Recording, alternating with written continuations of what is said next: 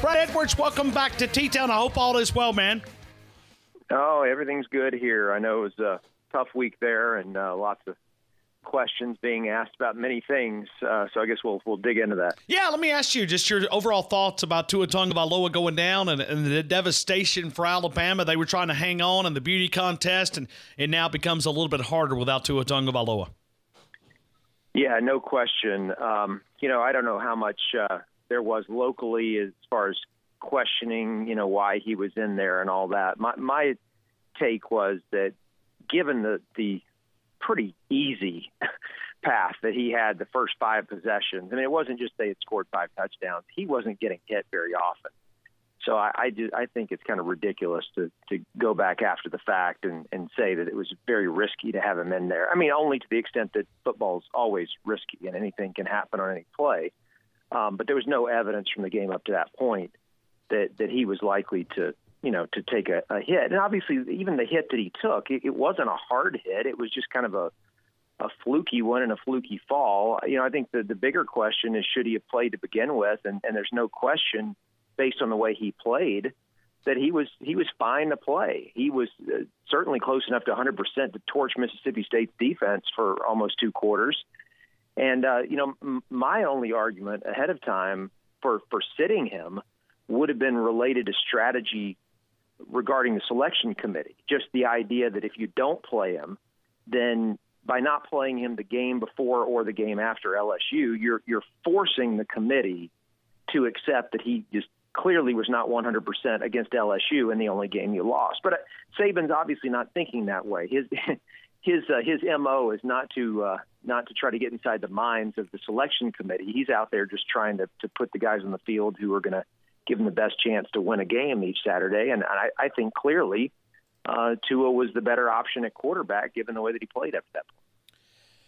Brad, when you look at Alabama right now trying to make a case that they belong in this Final Four, just look at it from an Alabama perspective. Try to from an Alabama lens. Do you think they're a part of the conversation, and what do they need to do in these final couple of weeks to make it, put it in the hands of the committee and say, hey, put us in or put us out?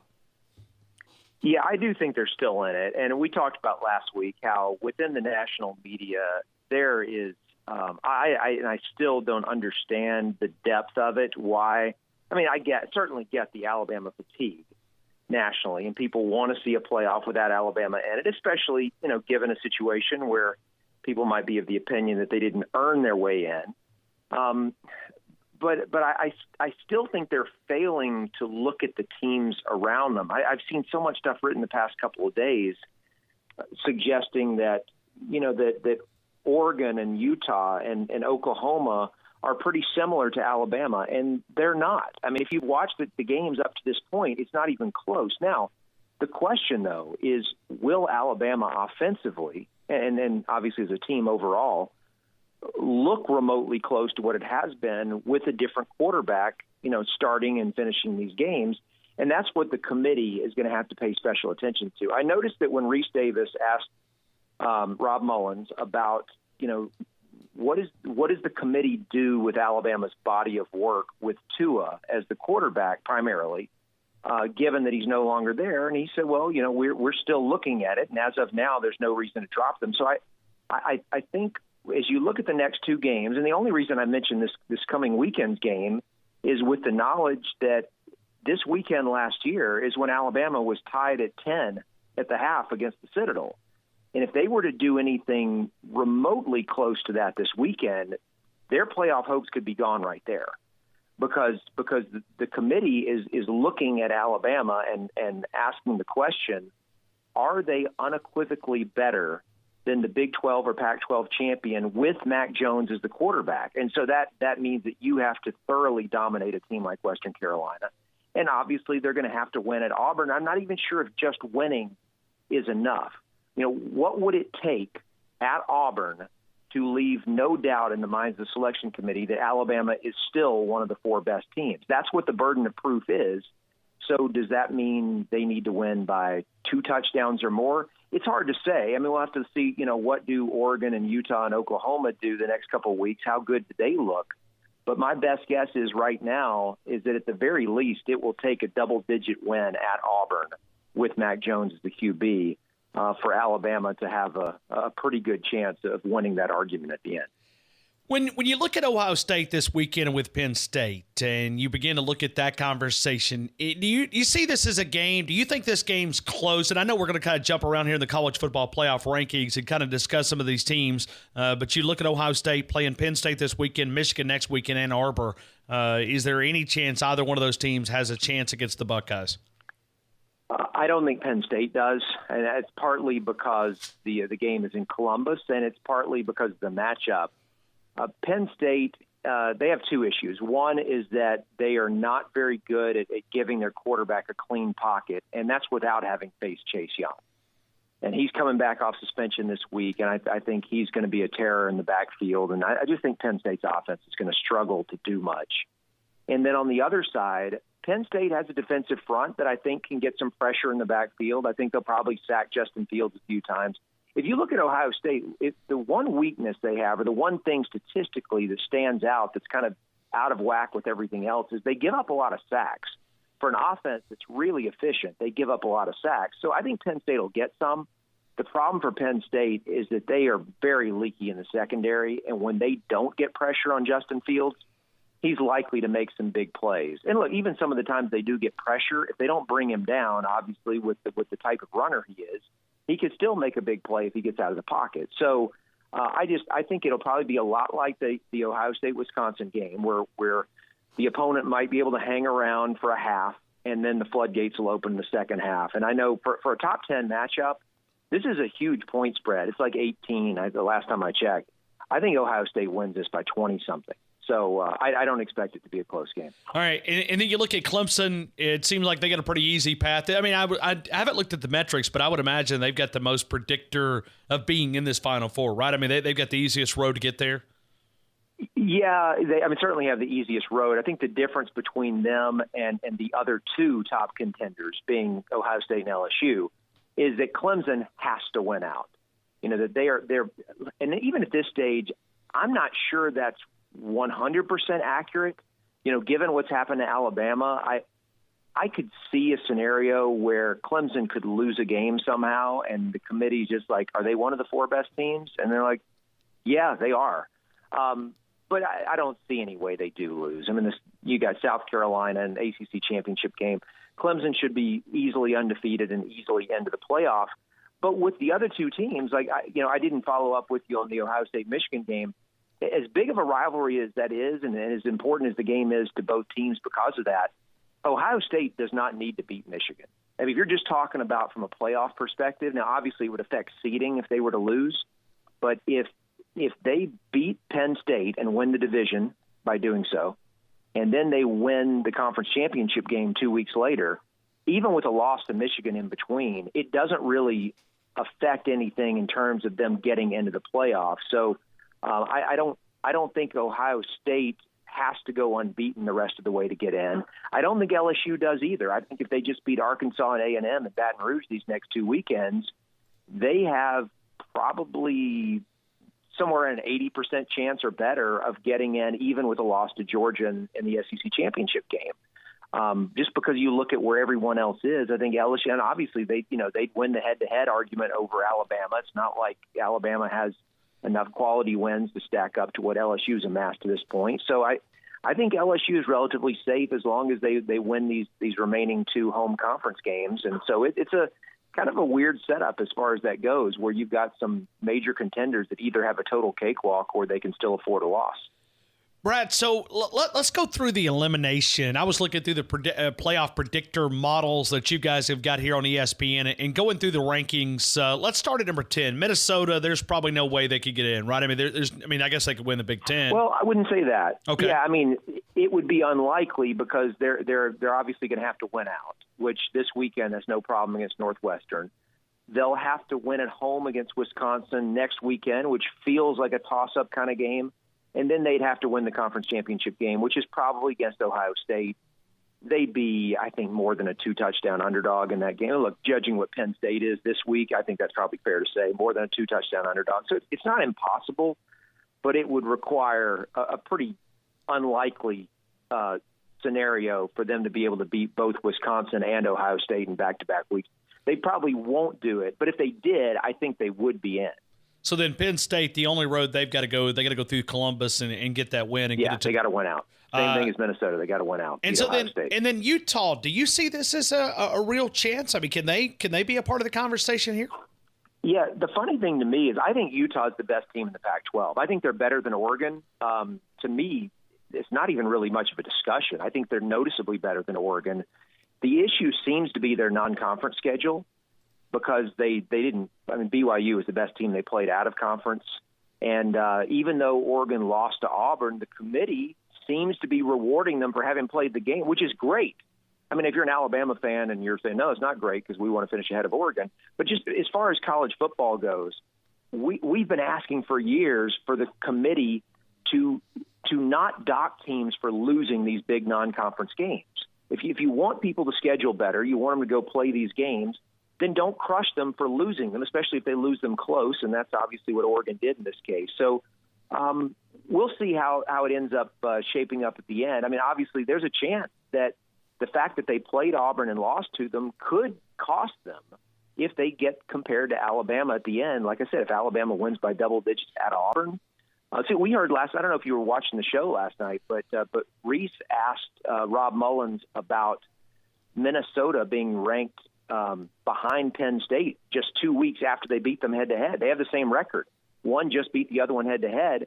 And part of his answer was, well, that if you look at common opponents, you know, that Minnesota just lost at Iowa and Penn State had won at Iowa. And that was part of the justification for overriding the head-to-head. In this case, Alabama-Oregon, there would be no head-to-head. But Alabama would have won on the road against a team that Oregon lost to on a neutral field. So based on the answer that he had last night, I would think that would mean something to the selection committee. So is Oregon fine if they just went out? Not necessarily so, as long as Alabama beats Auburn. I think there's still some uncertainty with what the selection committee does with Oregon. All right, Brad, 2 weeks away from championship weekend, and let's just assume that LSU goes on to win the SEC and they're in. Ohio State wins the Big Ten, they're in. Clemson continues to win and they're in. Georgia gets beat, obviously, by LSU. So a two-loss team, do you kind of push them to the side now with a two-loss there, Georgia? Yeah, two-loss non-champion. Yeah, okay. Georgia's out. So you push them to the side. It becomes the beauty contest. You've studied this for many, many years. When you look at Alabama and Oregon, how could the committee look at Oregon and say they're a better football team? If Alabama beats Auburn, it'd be hard to do.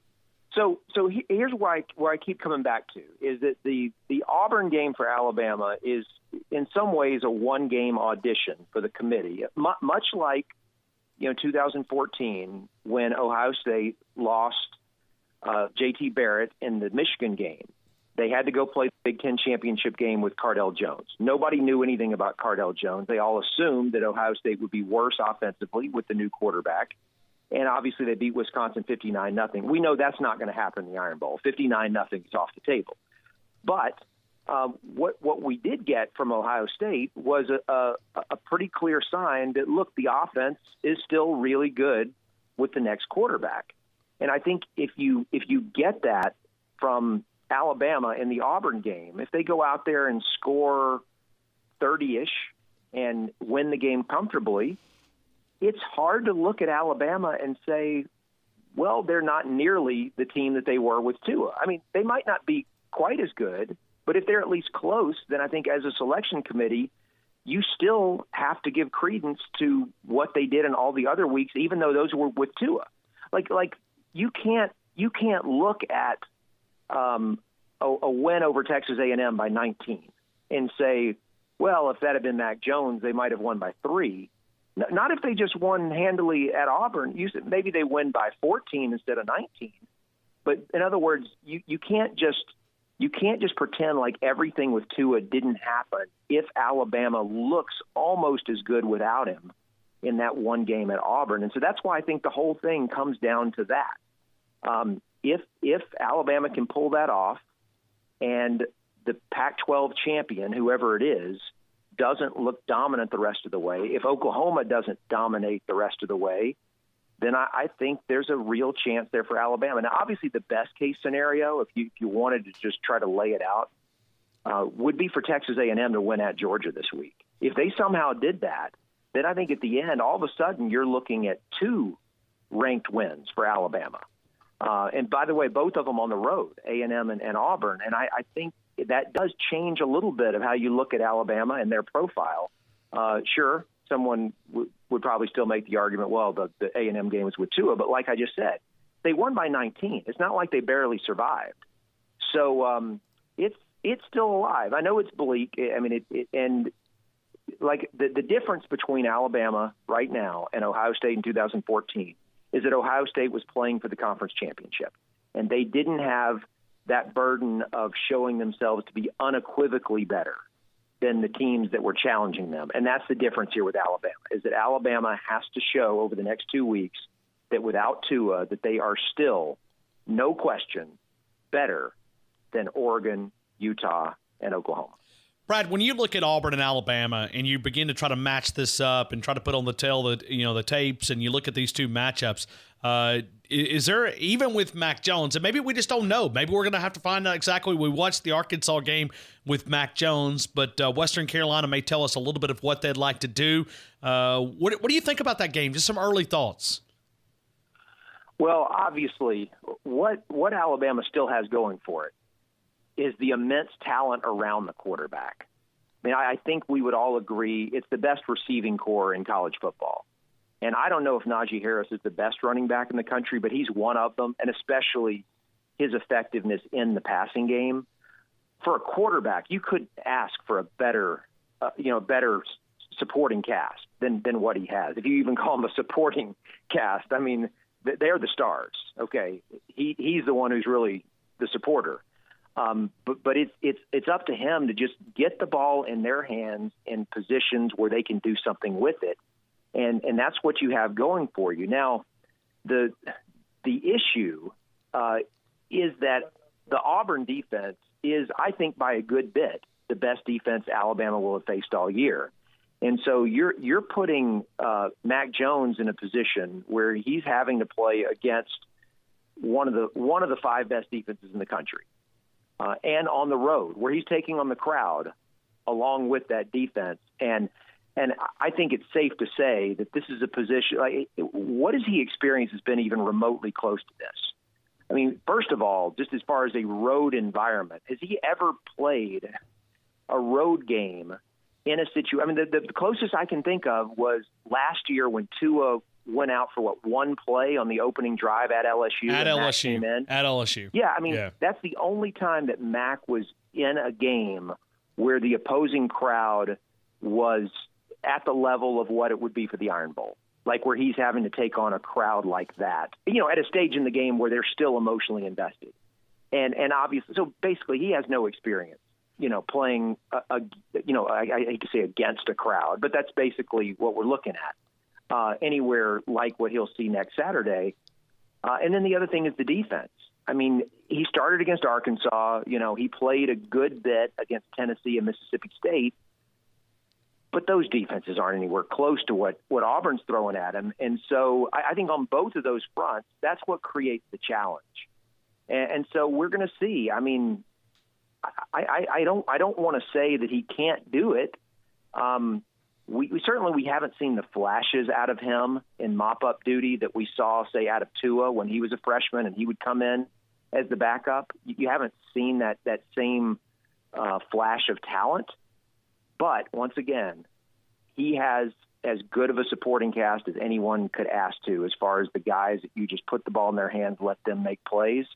And I think I saw something that came across earlier where Saban had basically told Mac Jones it's a different game now. Like, you essentially you've got to be aggressive. You've got to be, you've got to go for it. It's no longer, just kind of game manager type stuff. Now, obviously he's got to be smart, but at the same time, he's got to be aggressive because